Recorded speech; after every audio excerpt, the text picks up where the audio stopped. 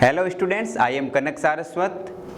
आज हम 6th class का यूनिट नंबर 1 शुरू करते हैं। Who did पैट्रिक्स homework. इसकी हिंदी क्या होती है? पैट्रिक का गृह कार्य किसने किया। हु का मीन्स किसने किया। पैट्रिक एक लड़के का नाम है, होमवर्क यानी गृह कार्य, तो इसकी हिंदी क्या हो जाएगी स्टूडेंट्स? पैट्रिक का गृह कार्य किसने किया। इस स्टोरी में हम एक बहुत ही इंटरेस्टिंग लड़के पैट्रिक के बारे में बात करेंगे कि उसका गृह कार्य कौन करता है और किस प्रकार वह अपनी पढ़ाई जारी रखता है। देखिए पैराग्राफ नंबर 1 में हम इसके बारे में सीखते हैं। देखो पहली लाइन क्या है? Patrick never did homework. इसका हिंदी में मतलब क्या हुआ? पैट्रिक कभी अपना गृह कार्य नहीं करता। नेवर का मीन्स कभी नहीं, होमवर्क यानी गृह कार्य। होमवर्क मतलब गृह कार्य। इट मीन्स यहाँ पर नेवर का मतलब क्या होगा? कभी नहीं। और नेवर के ऑपोजिट वर्ड की बात करें विलोम शब्द की, तो उसका हो जाएगा ईवर, EVER। तो बच्चों NEVER का मतलब कभी नहीं, तो इसका ऑपोजिट वर्ड क्या हो जाएगा? ईवर, EVER यानी हमेशा। तो क्या था? Patrick never did homework. Patrick कभी गृह कार्य नहीं करता। आगे देखिएगा, टू बोरिंग ही सेड। वह गृह कार्य के बारे में क्या कहता? बहुत ही नीरस है, उसको गृह कार्य करना पसंद नहीं है। बोरिंग का मतलब होता है जिस चीज में या जिस कार्य में हमें करने में कोई भी इंटरेस्ट न हो, इसे बोरिंग कहते हैं। इंग्लिश में क्या कहते हैं? Boring, BORING। तो एक बार वापस इस लाइन को देखते हैं। Patrick never did homework, too boring he said. Patrick कभी गृह कार्य नहीं करता, वह बोलता यह तो बहुत नीरस है, यानी कि इसमें मुझे कोई भी रुचि नहीं है। देखिएगा आगे क्या होता है? He played hockey and basketball and Nintendo instead. Instead का मतलब होता है के बजाय, यानी गृह कार्य नहीं करने के बजाय वह हॉकी और बास्केटबॉल खेलता रहता था। यहाँ प्ले क्या है? वर्ब है। Play, played, played. यहाँ पर वर्ब प्ले की सेकंड फॉर्म यूज की गई है, प्लेड। तो PLAY, प्ले का मतलब होता है खेलना। ओके, तो वह क्या कहता कि उसको गृह कार्य करना पसंद नहीं था, इसकी बजाय वह हॉकी और बास्केटबॉल खेलना पसंद करता था। Next line is his teachers told him. उसके अध्यापक उसे बोलते। टोल्ड का मतलब कहना, इसकी फर्स्ट फॉर्म टेल होती है, TELL। टेल का मतलब कहना। तो हिज टीचर्स टोल्ड हिम, उसके टीचर उसे क्या बोलते? पैट्रिक डू योर होमवर्क और you want learn a thing. बोलते कि डू योर होमवर्क, तुम्हें अपना गृह कार्य करना होगा, और अन्यथा you want learn a thing, तुम एक भी चीज सीख नहीं पाओगे। तो पैट्रिक के टीचर जब पैट्रिक होमवर्क नहीं करता तो क्या बोलते? डू योर होमवर्क, तुम्हें अपना गृह कार्य करना होगा, otherwise you will not read anything, तुम कुछ भी नहीं सीख पाओगे। देखिए आगे क्या होता है? एंड इट्स ट्रू, और यह सत्य भी था। ट्रू का मतलब होता है सत्य, जो सही होता है उसे ट्रू कहते हैं। इसी का ऑपोजिट वर्ड की बात करें विलोम शब्द की, तो क्या हो जाएगा? फॉल्स। ट्रू फॉल्स तो आपने बहुत किए होंगे, हर लेसन में ट्रू फॉल्स का एक क्वेश्चन आता है। तो देखिए एंड इट्स ट्रू, यह सत्य भी था। Sometimes he did feel an ignoramus. कभी कभी, समटाइम्स का हिंदी मतलब क्या होता है स्टूडेंट्स? कभी कभी। कभी कभी तो उसे यह बहुत ही इग्नोरेमस यानी एक नीरस लगता। इग्नोरेमस का मतलब होता है जिससे किसी कार्य में रुचि न हो। इट मीन्स निरक्षर, अनएजुकेटेड, यानी वह कभी कभी स्वयं को अशिक्षित महसूस करता। इग्नोरेमस का मतलब होता है अशिक्षित, यानी कि उसे होमवर्क करना तो पसंद था नहीं, और टीचर बोलते थे होमवर्क करो अन्यथा तुम्हारा कुछ नहीं हो सकता। तो इससे उसे कभी कभी तो ये लगता कि मैं तो एक अशिक्षित हूँ, मुझे तो होमवर्क में कोई इंटरेस्ट ही नहीं है। और उसको तो इंटरेस्ट तो आपको पता है किस में था? हॉकी और बास्केटबॉल खेलने में। ओके, आगे देखिए आगे क्या था? But what could he do, लेकिन वह क्या कर सकता था। But what could he do का मतलब क्या होता है, वह क्या कर सकता था। ही हेटेड होमवर्क, क्योंकि वह तो होमवर्क से घृणा करता था। यहाँ हेट की सेकंड फॉर्म यूज हुई है। हेट का मतलब क्या होता है बच्चों, HATE। हेट का मतलब होता है घृणा करना। तो क्या लिखा हो यहाँ, ही हेटेड होमवर्क, वह तो होमवर्क से घृणा करता था। आगे देखे नेक्स्ट लाइन इज देन, तब one day he found his cat playing with a doll. एक दिन उसने पाया कि उसकी जो बिल्ली है वह एक डॉल के साथ खेल रही है। डॉल मतलब छोटी गुड़िया, जिसको आप सब जानते हो। कैट मतलब बिल्ली। तो एक दिन वह क्या पाता है कि उसकी बिल्ली है जो एक छोटी सी प्यारी सी गुड़िया के साथ खेल रही थी। His cat was playing with a little doll, यानी कि उसकी बिल्ली है जो एक उसके छोटी सी गुड़िया के साथ खेल रही थी।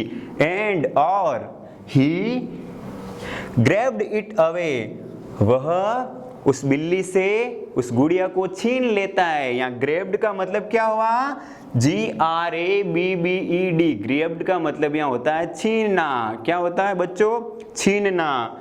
तो देखिए, तो एक दिन उसकी कैट जो है एक छोटी सी गुड़िया के साथ खेल रही थी, तो पैट्रिक उस डॉल को उस कैट से छीन लेता है। आगे क्या होता है, टू हिज सरप्राइज, उससे आश्चर्य होता है। छीनने के बाद क्या होता है बच्चों, आश्चर्य। कैसे, it wasn't a doll at all, क्योंकि वह छोटी सी गुड़िया नहीं थी जिसने उसको कैट से छीना था। क्या थी, but a man of a tinier size, लेकिन वह तो एक छोटा सा आदमी था। उसने जो बिल्ली से गुड़िया समझकर छीना था वो तो एक आदमी था। देखिए आगे क्या होता है, he had a little wool shirt, उसके जो है छोटा सा कमीज पहना हुआ था। कमीज कैसा था, वूल यानी ऊन का था। उसके छोटा सा ऊन का कमीज पहना हुआ था। विद ओल्ड फैशन्ड ब्रीचेज, जो छोटी उसके नीचे पैंट थी। ओल्ड फैशन ब्रीचेज का मतलब एक पुराने किस्म की छोटी सी पैंट थी। ब्रीचेज यानी short trouser, okay.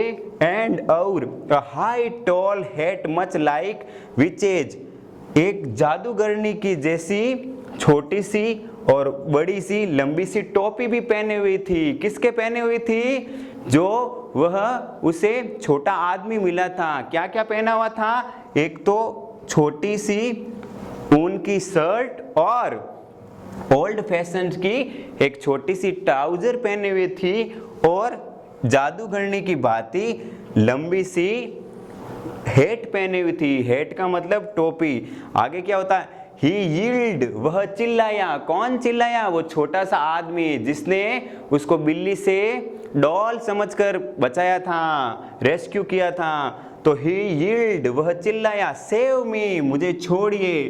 Don't give me back to the cat, उसने क्या कहा, मुझे छोड़िए, मुझे वापस उस बिल्ली को मत देना। डोंट गिव, नहीं देना। Me to back to the cat, यानी उस बिल्ली को मुझे नहीं देना, यानी कि मुझे बचाइए, मुझे अब उस बिल्ली के पास नहीं जाना है। कौन कहता है ऐसा? ऐसा कहता है वो छोटा सा जो आदमी मिला था ना, टीनेज साइज का एल्फ, वह बोलता है। आगे देखिए, आई शैल ग्रांट योर विश, और वह बोलता है कि मैं तुम्हारी एक इच्छा पूरी करूंगा। ग्रांट का मतलब होता है पूरी करना। योर विश, विश का मतलब इच्छा, कामना। आई प्रॉमिस यू दैट, ये ऐसा मैं तुमसे वादा करता हूँ कि मैं तुम्हारी एक इच्छा पूरी करूंगा। लेकिन कब करूंगा, कौन सी शर्त पर करूंगा, जब तुम मुझे वापस उस बिल्ली को नहीं दोगे। तो यहाँ पर देखिए, हमने ये पैराग्राफ फर्स्ट पढ़ा है, तो इसके वर्ड मीनिंग जो क्या इसमें इंपॉर्टेंट वर्ड मीनिंग थे, उससे आइए हम बच्चों देखते हैं। इसमें देखो, एक तो बोरिंग शब्द आया है। बोरिंग वर्ड का मतलब क्या होता है, BORING। बोरिंग का मतलब होता है नीरस, अनइंटरेस्टिंग, जिसमें हमें कोई रुचि नहीं हो। देखो ये वर्ड क्यों यूज किया गया है, क्योंकि पैट्रिक को होमवर्क में तो रुचि थी नहीं, वह तो बास्केटबॉल। और हॉकी खेलना पसंद करता था।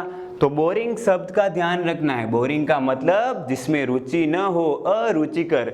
आगे देखिए प्लेड यानी खेलना, यह प्ले की सेकंड फॉर्म है, PLAY। प्ले का मतलब होता है खेलना, तो प्ले, प्लेड, प्लेड। आगे देखिए निटेंडो, निटेंडो का मतलब होता है वीडियो गेम।